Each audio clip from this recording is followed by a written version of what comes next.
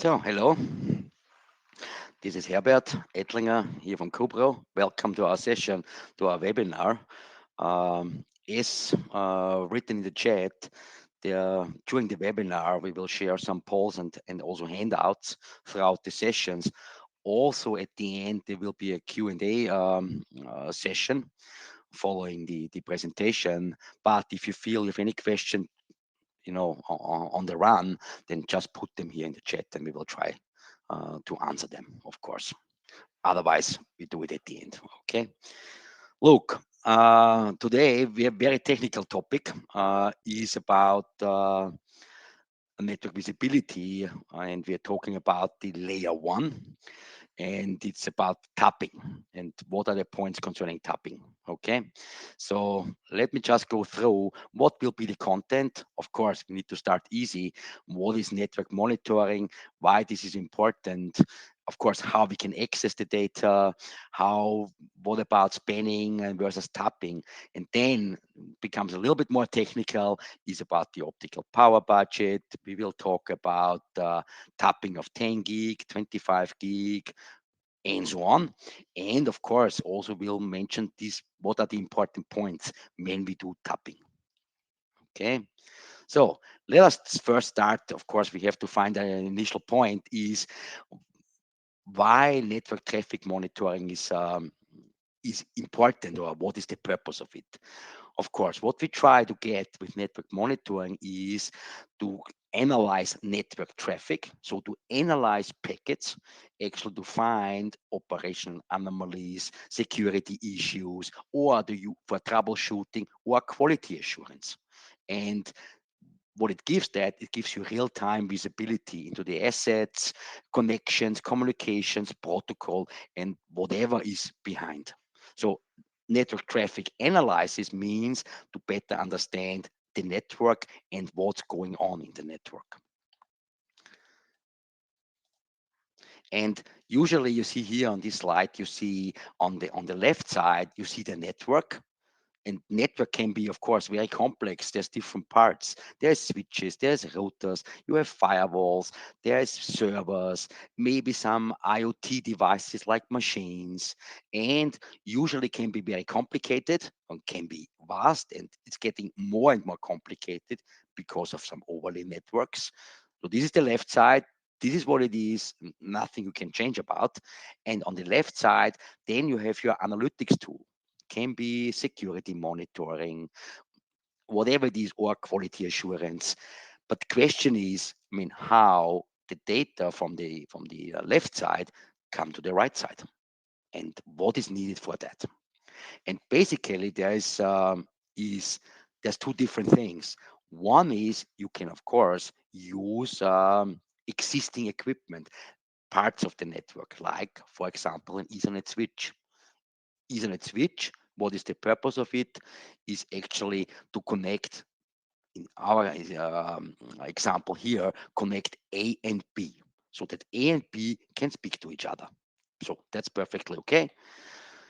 But of course, is when we connect a monitoring tool to a switch, so by default, this monitoring tool does not get the data of this connection. So there's no copy that can go to the network monitoring tool as default. Ethernet switch is designed to connect A and B, but not C into, which is the monitoring tool, let's say. But of course, there's ways around, and the way around is there is a so-called span. Span means switch port for analysis, and span means that you mirror out the communication that takes place between A and B. And then define here, as you see here, define a span port, and the span port is then a copy of the communication, and then goes to the monitoring tool. And to be honest, this sounds ideal. So I have the Ethernet switch, I make this mirror session, of course, needs to be supported by the Ethernet switch, but many of the professional equipment, of course, does. And right, then let's define a mirror session. And as you see below, it's already marked in red. A mirror session needs to be configured. And configuration means a lot of parameters. What do you monitor? ingress or egress traffic, or maybe both, then you get maybe duplicates. You have to configure the source ports, the destination ports, and many, many things. Okay, so it's a kind of definition, of course, needs some expert knowledge. Otherwise, yeah, things could go wrong. We'll see in the next slide. And the key points for the network tab. Oh, there's a mistake. This is the switch. So switch key points are: a span is how to say, is very cost effective because the switch is already there. Is no additional investment in terms of hardware. Of course, in terms of human resources, it is because it needs some expert knowledge. Also, we have to say there's other limitations, like it's limited. So span or mirror sessions are not available endless. So there's always a kind of limit. And of course, which is I consider most important, is then we have when you use these mirror sessions, is something active. And of course, this requires hardware resources.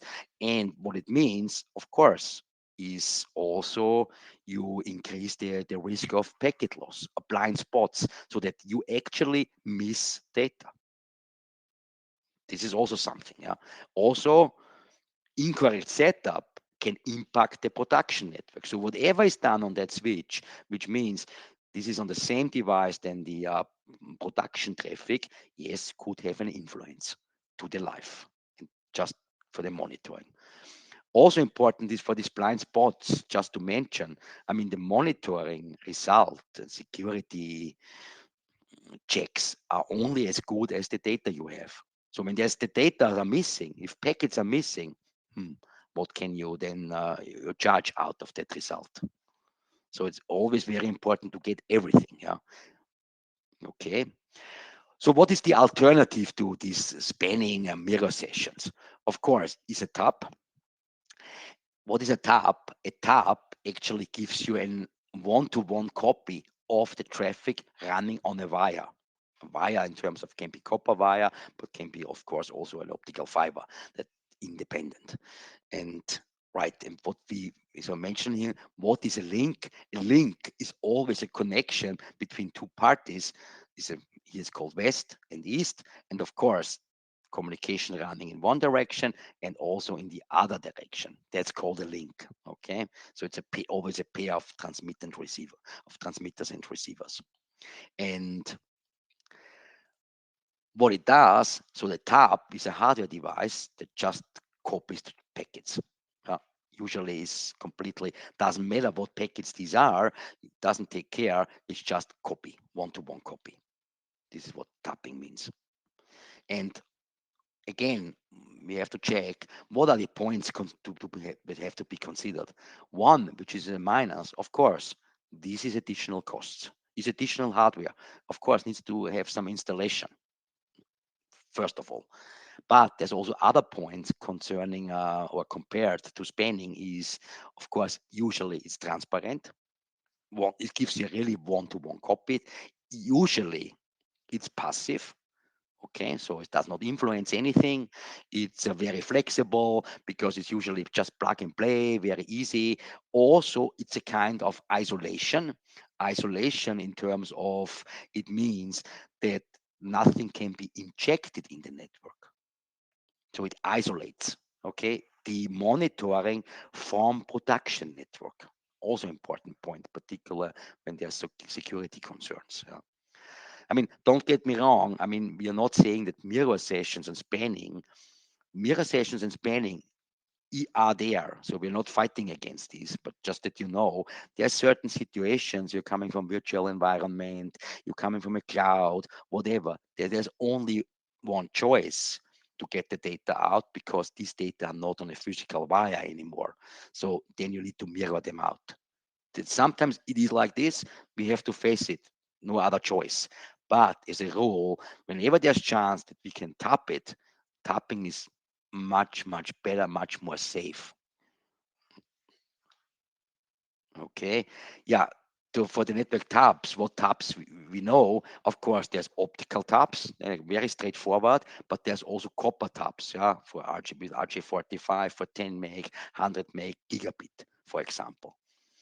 Today, we will more speak about the optical tabs and well, actually not about the copper tabs. Copper tabs are different from the optical, of course, and there's other things to be considered. But today, let's talk about optical tapping because there's still, yeah, some points to be considered.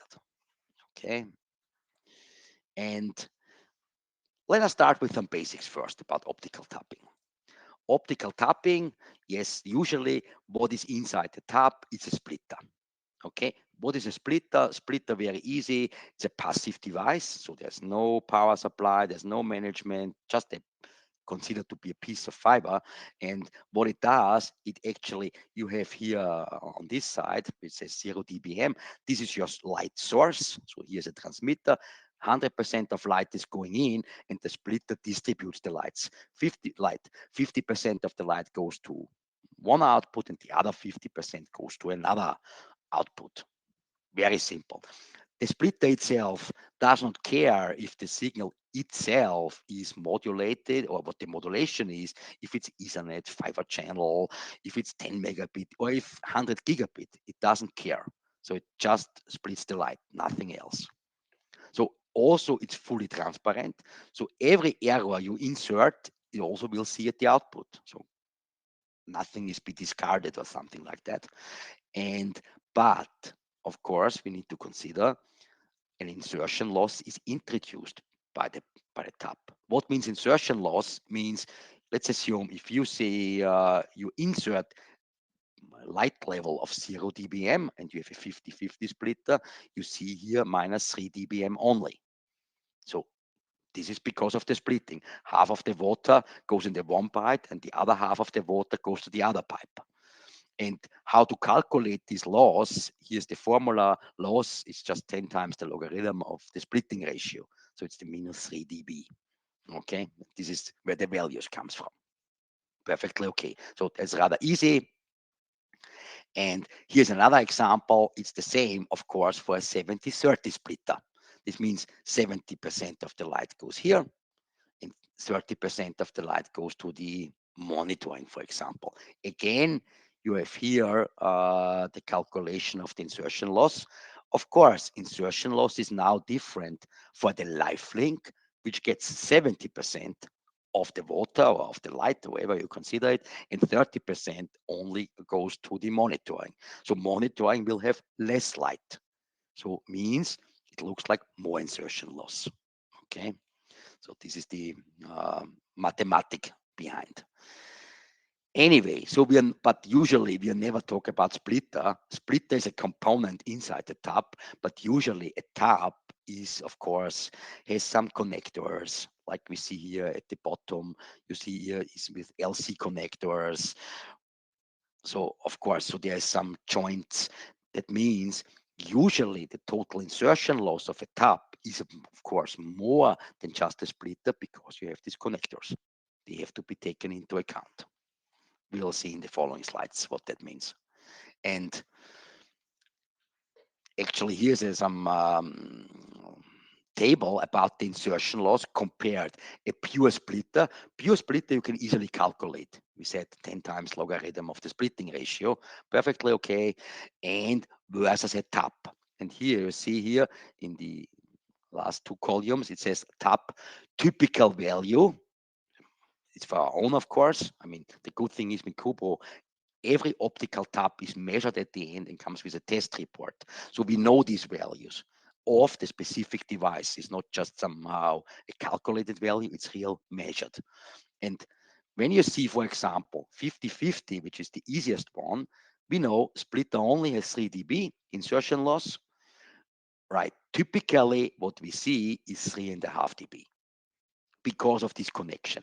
And then you have here, you see some other examples. You see again the 70-30, you see an 80-20. Okay, so and here the drawing. What means insertion loss live link? Live link means this is A and B. This is the link side. Yes, and you see the the loss from A to B. This is the blue one. This means it's this one here, this column, and the green one is from here, from A to monitoring A would be here. Of course, don't get the drawing misleading. It's just only shown for one direction. Of course, the same we have from B to A and from B to monitoring B. It's just for easy. I only have shown you one direction only. So it's also, of course, in the other direction. So there's two columns more, to be honest. Yeah, would be possible, but they are the same values, of course. Okay. So now that we know that optical splitter, you have insertion loss. So we are clear on that. Now let's consider what it means to optical power budget. So this is a drawing, a typical drawing, how transmission looks like. So what we do, of course, we always start with a transmitter. Transmitter, this is your active component, is an SFP or any transceiver, SFP plus, QSFP, QSFP DD. We will evaluate all of them a little bit later, but there's some transmitter. So transmitter sends light. So on there's a fiber. Fiber can have an optical splice. There can be a patch panel with a connector, and so on and so on. Then, of course, we have tap. Okay. Then again, and at the end, where do we end? At the receiver. Receiver gets this light and needs to decode the data. So what it means basically, if we see the optical power level, so we start with transmit power, and then of course we get the power getting less and less because there is attenuation on the optical fiber, on the splices, on the connectors, blah blah blah. And of course, there's also insertion loss of the tap. We see light is dropping, we are moving on, we are moving on, and actually we stop here at the receiver. So as long as the receiver has enough power, everything is fine. But of course, every receiver has a minimum received power called sensitivity. So if you're below sensitivity, then it's not going to work. So we always need to be higher than the sensitivity of this receiver. This receiver is another transceiver, SFP, SFP plus, and so on. So very important is if we evaluate optical power budget, yes, we need not only just to evaluate the tap and say tap is 3 dB insertion loss or 3.5 dB insertion loss. We also need to evaluate transmitter and receiver. So we need to know transmit power and we need to know the minimum Rx power. So this red line, we need to know that. And of course, we also need to know the tap insertion loss. Of course, we also should know what is the loss of this fiber here, including all the connections. Okay, so everything has to be taken into consideration. And this is where the difficulty starts. Is here you see the same example as before, but look here on the first one, this is the from before, you have high transmit power, everything is good, you move down here and you end here, everything is fine. But you're not changing anything. So the tap stays the same, the splice stays the same, the fiber stays the same. But what happens is that your transmit power from here move down to this point. So everything is the same. It's a parallel line, so to say, but where do we end? Yeah, we end somewhere here. And this is no good anymore. Then what it means, we have errors on the receiver, or we don't have even link. We have link flapping, so link comes and goes. So there's a lot of effects like that. And the problem is, and this is the problem is actually transmitter. Transmitters, when you look in the data sheets, are specified with a rather big or huge window of TX power. Okay, so it's not just one value, but it's a range. It's always within a range. And let us just take a look before we do that. Is also remember here's a receiver. This is your live link. Everything is clear. But here, this tab, these are tab monitoring ports. There's another receiver here.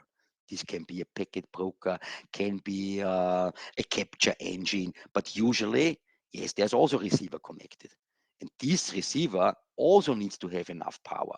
If there's no enough power on the this capture tool or analytics or whatever it is, yeah, then you also have problem. Huh? Then maybe can happen. This receiver is working fine, but these receivers here are showing errors. Also not good. Huh? So also this needs to be evaluated. And here's just some typical figures. Yeah? And this is a figure of an 10 gig SFP plus. LR stands for long range, which means this is single mode fiber, 1310 nanometer. And these specifications that you typically find on the internet, of course, or in the data sheets of the SFPs. And you see here, minimum transmit power is minus 8.2 dBm. Okay, maximum is 0.5 dBm. So that's a huge difference. It's minus 8, let's say, and plus 0.5. Typically, it's about this value. But to be honest, so you cannot complain to your SFP vendor. So if you get a device that had minus 7, you cannot complain and can say, it's not very good because I want more. It's within the specifications. Okay. The good thing is when you're talking about sensitivity, there's always a minimum that is guaranteed, and this is minus 14 dBm in that case. And if we do use these figures now and do a little bit of math, means the minus 14 dBm, that's the minimum we need. So if we start with minimum TX power minus 8.2, then we can calculate the optical budget is minus 8.2 dBm. So that's the transmit level. So this is our starting level, and our end level is always minus 14. So we have an optical budget available of 5.8 dB in the worst case. Of course, if I calculate this typical value, that means I use this one, the 0.5, then becomes much better. But you see, there's a huge variation. Okay, it's a huge variation. Here it's also graphical again, and you will see what effect it has. Yeah? So dramatic, of course, it's always the question is, do we need to calculate with minimum or we are good with typical? That's a question we'll try to evaluate. Okay, also consider, because the minus 14 dBm from the slide before, which is our minimum, that's the absolute minimum. Always the point is, do you go that low? Usually is not a good idea, and always should leave some margin, a kind of safety buffer. Okay, so if we say here, yeah, but we give it a 3 dB margin, that means the optical budget becomes even smaller. And look at that, you say, I had 5.8 dB before, now I have only 2.8 dB.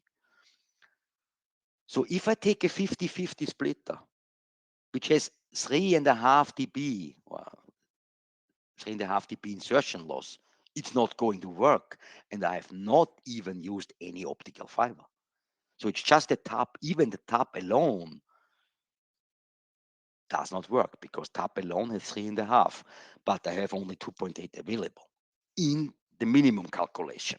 Okay, so you see, sometimes the minimum, yeah, is very important to be evaluated also, but with minimum when you start to calculate, then very often you get headache because there's no solution for it. Of course, look at this typical 10.5 with our margin. That looks much better, of course. Yeah. So this is the always the problem we are in, so to say. So yes, key points to remember, and these I'm really stressing that, because if you have the live link, you have an SFP on one side, or a transceiver, can be any type, and the live signal is going through, going out, and going here. Right? That's perfectly okay. Of course, you need to take care that the live link is working without errors. This is clear because this is a live traffic.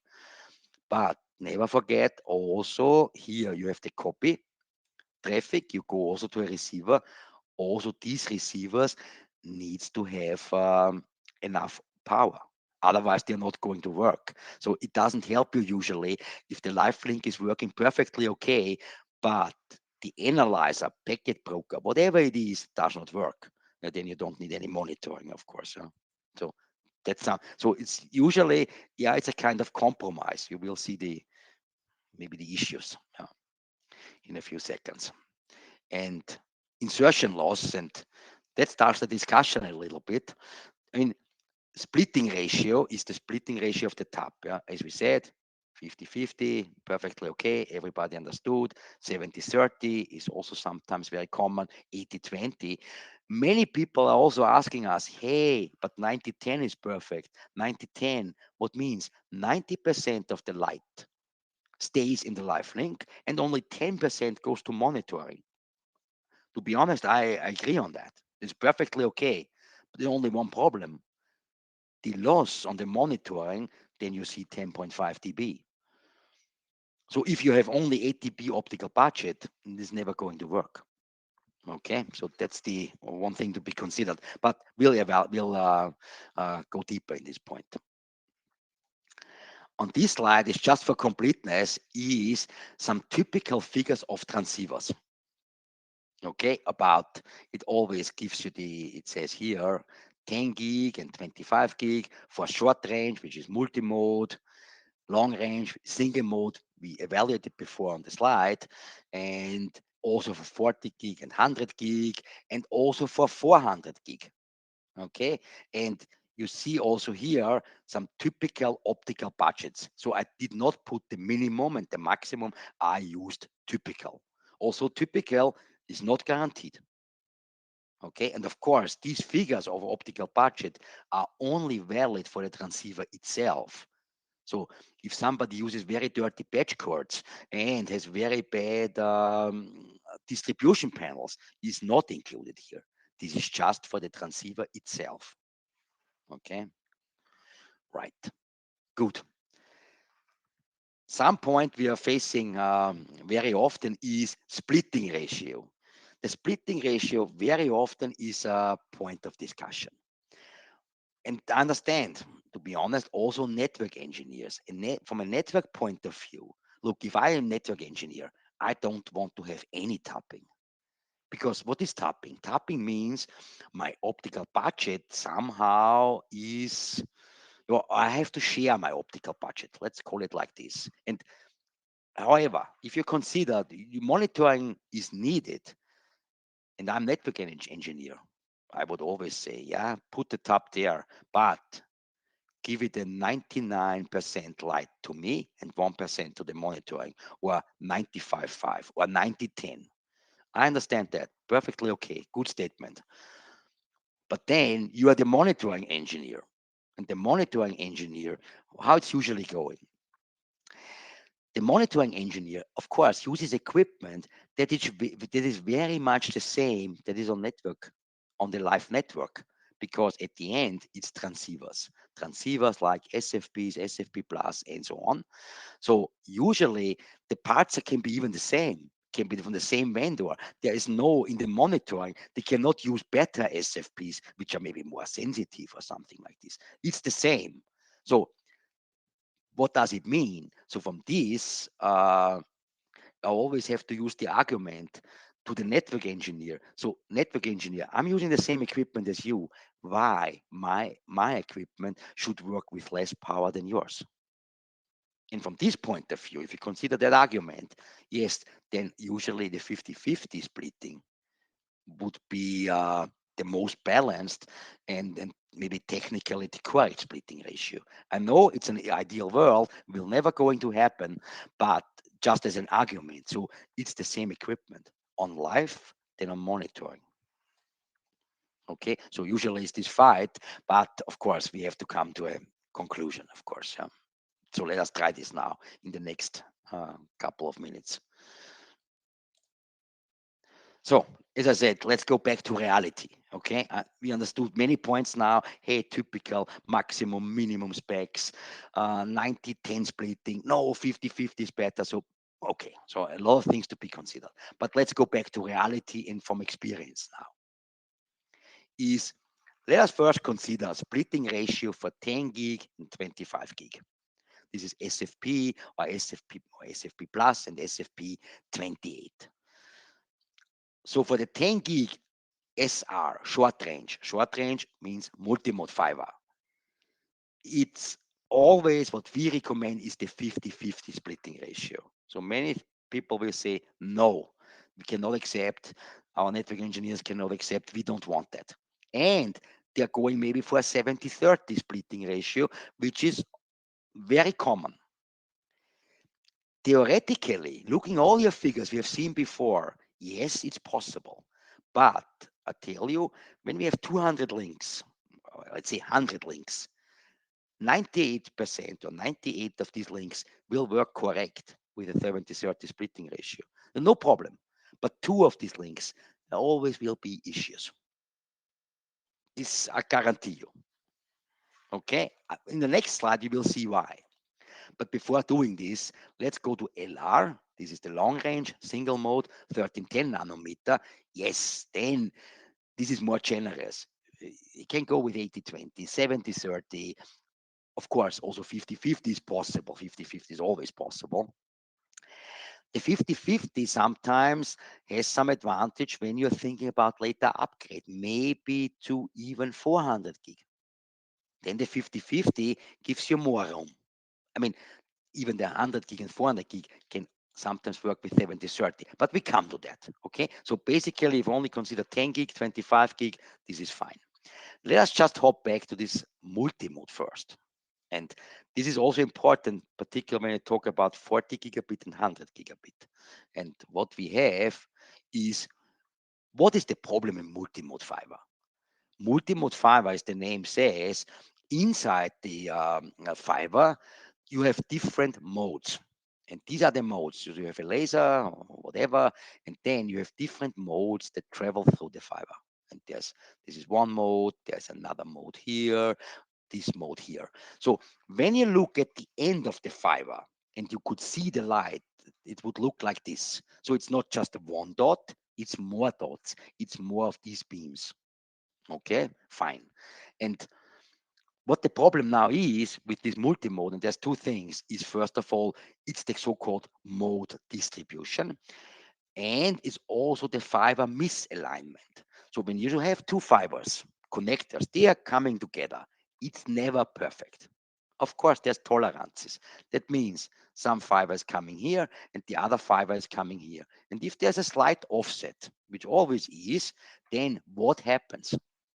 And this you see here. And on this graphic, what you see here on this axis, you see the offset. So if you wait until now zero, zero, yes, you see it's rather red, or it's more red. More red means more power. So more power is coupled from one fiber to the other fiber. But you see, once the offset is bigger, let's wait a second. So now we have zero. This is the maximum. You see less red, less red, less red. And less red means less beams are coupled. And what means that is insertion loss. Okay, and we had some cases which not a no-name manufacturer. So when you have these connectors, that you can have up to 2.5 dB insertion loss.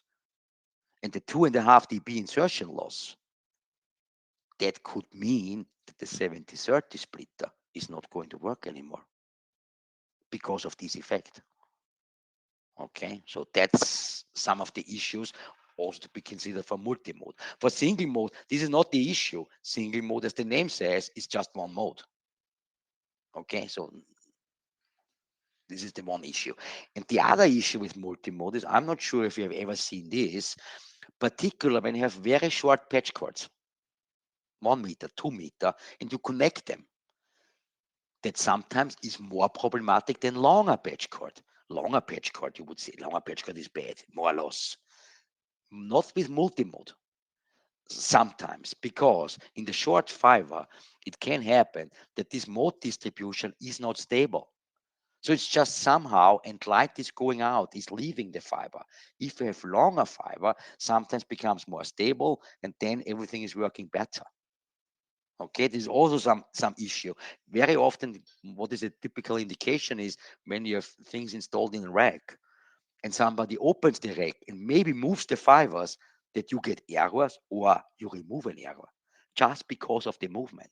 And the movement is because this distribution here, or the movement causes that the distribution becomes better. So multimode can be an issue. And we said 70/30. Yes, everything can work perfectly okay, but there's always maybe two links out of 100, they give you pain. And this is the background behind. Therefore, yeah, 50/50. In the 50/50, we are more flexible. Still have problems in 50/50, this, of course, but the effect is not that dramatic. Okay, sorry, too fast. So let's talk about the 40 gig and 100 gig. And the first thing is multimode SR4. This is the standard. So it's again is a very short range, usually in data centers or cabling within the rack. And 50/50 splitting is the only option. So when there's people still push us for 70/30, and we as Cubro, yes, we can deliver 70/30 splitter for SR4 for the very short range, but it's on your own risk because we had many, many cases that these are troublemakers. Okay, so don't do it. And if somebody pushes you, because in SR4, the budget is so small already that 70/30 could work, yeah, could, but the danger is really very big. With a 10 gig, yes, as I said, there's also some mm, issues, so to say, but for 100 gig, yeah, there are issues, I guarantee you. Okay. There's also single mode. It's called PSM4. PSM4 is also MPO connector. We're also saying 50/50 is highly recommended. 70/30 is going to work in our lab perfectly okay, everything good, but it's also a potential troublemaker. So just remember, when you have MPO connectors, the 50/50 is usually the best choice. Okay. Of course, when we talk about single mode, about the WTM4 or LR4, yeah, 50/50 is perfectly okay, of course, but also 70/30 is okay. So with single mode, we usually, of course, better, particularly an LC connector. Okay, so this is the what we recommend on what is most of the customer going to do. So 400 gig, 400 gig, by the way, is of course has very much equal or same a budget than 100 gig because we are using different modulation. We are using forward error corrections and things like this. So very much the same. Okay, good. So there's one standard, multimode SR8. SR8 is also only 50/50%. So this is very special standard. I think it's not popular yet, but maybe will become because of the costs in the data center or in rack cabling. More popular, of course, is so-called DR4, FR4, and LR4. Okay, so for DR4, it's the same as PSM4 for the 100 gig. It's again 50/50 recommended, but 70/30 is also can be really considered. Yeah. Okay, and single mode, of course, as before as we said before. Okay, so I mean the good news. I'm not sure if you have recognized it now. I mean the good news is about the Cubro tab is when you take this tab with the lower one, LC tab, it doesn't matter if you have it for 1 gig, for 10 gig, for 100 gig, or for 400 gig. It's always the same tab. It's also the same price, of course. So we're not charging anything different because it's always the same model. It's also the same here with MPO. So that works for DR4, 400 gig, but of course also works for PSM4 for 100 gig. It's the same tab. Again, yeah. So it's just a light forwarding device. So we're not taking care about the modulation inside. Good. Some other key considerations is yes, be careful, just mentioning this always, APC and UPC connectors. I mean, these APC connectors is usually green, okay? And then there's the UPC connectors is usually blue. So don't put them together. If the tab is a single mode tab for a PSM4, don't come with the SF4 patch cords. Okay, don't do it. Can there's not a must of damage, but there can be damage easily. Yeah. Also, I have many questions about, yeah, but if you have your tab, what cables do I use? Usually in telecommunications, we are always using the type B cables. Type B means transmitter is connected to receiver, crossed cable, we could also say. When we are using tapping or any Cubro device, we also need type B cables. So there's no special cable that you have to order from Cubro. No, you take your standard cable.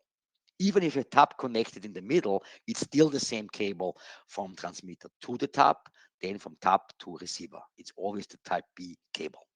Okay, so because there's people that starting to, yeah, have different cables because they think it's good that people are thinking, but it's wrong in this case. Always use the right cable. Yeah, right. This is just one example and brings me right to the end is of an issue that maybe you have seen already or come across. Usually how it works when tap is installed. Tap installation means you break the live network. Okay, because of course you have to move the cables, put the cable to the tap, put another cable from tap to the receiver. So this is actually how the good cabling looks like. You have here in transmit, light goes in, light goes out here. So these cables, this cable here and this cable here is standard LC cable, type B, as you would use it normally. When you then measure the cables, or when you measure then the insertion loss, you see these values.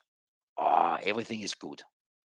Good. So we are measuring the insertion loss on the live link. This means from here to here, and you're measuring the insertion loss from here to here. This is then the monitoring. Everything is fine. Super. And usually this happens in the night. What people usually do is they connect the fiber and then check the live link. Everything is fine on the live link. Usually this monitoring equipment is maybe even not installed, so they do not check. So it's assumed if this is going to work, if live link, then also this should work. The bad news is it isn't. Because what happens, uh, sorry, uh, well, there's one wrong connection. Okay, it's not shown here, but I tell you, if uh, if I change the cables, these two cables are changed. So I, I take, for example, I open the patch cord and then I connect wrongly. What happens is that the live link is working okay. Live link actually looks better than it should be. So it's less dB insertion loss, but monitoring here is not going to work. So there's huge insertion loss on the monitoring. Okay, so that the danger is when somebody's in the night, installs the tab, only checks the live link and thinks, wow, perfect, everything is link is up, wow, super. Still does not mean that this is going to work. So if you change these two, means this is working fine, but this is not going to work. That's the major issue when connecting. So usually be careful. Everything should be checked because if not checked immediately, later on, it could mean that somebody has to go there again and change the file again on live link, which is an interruption. Okay, right. So I'm almost in time. Is this is what it is? Is just as a summary. We still think that layer one is a very important topic, of course, because that's the foundation, or very often the foundation of your visibility. Good. So far from my side. Any questions?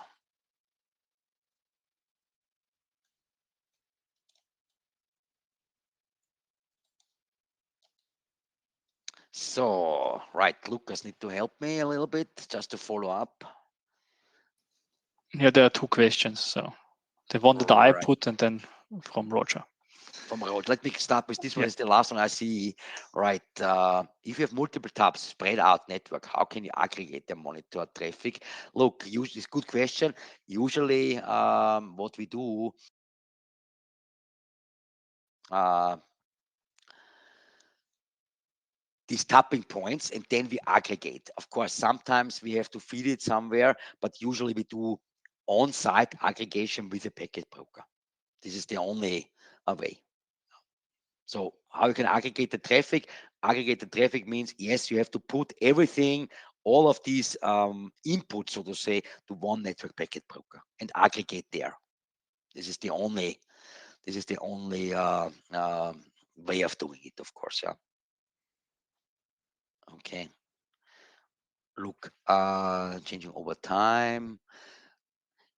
Insertion loss changing over time, right? Actually, look, there's some specification for the splitters inside in our measurements, which we have some. It's very interesting because now that you know, we are now then more than 20 years company, and we have some of these tabs, particularly at one customer here in Austria, of course, because we're Austrian company, which had very early delivery, and there's sometimes customer brings us back these very old tabs that are more than 20 years old to us, and they're still working, and when we measure them, it's unchanged.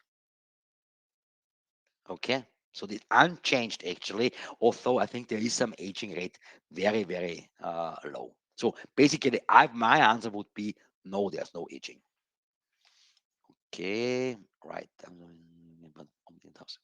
Is up to 400 gig. Good question. Yes, the question is, what is the maximum capability in terms of bit rate for the tab? Is it 400 gig? No, actually it's higher. Uh, at this moment, we are selling 400 gig into 400 gig and have 400 gig customers because this is what customer is. But we also had already some 800 gig trials. So the tab itself doesn't matter for the tab. I'm not sure, to be honest, from the physical point of view, if maybe 1.6 tera per wavelength would be an issue, but I don't think so. So I think no, there's no limit.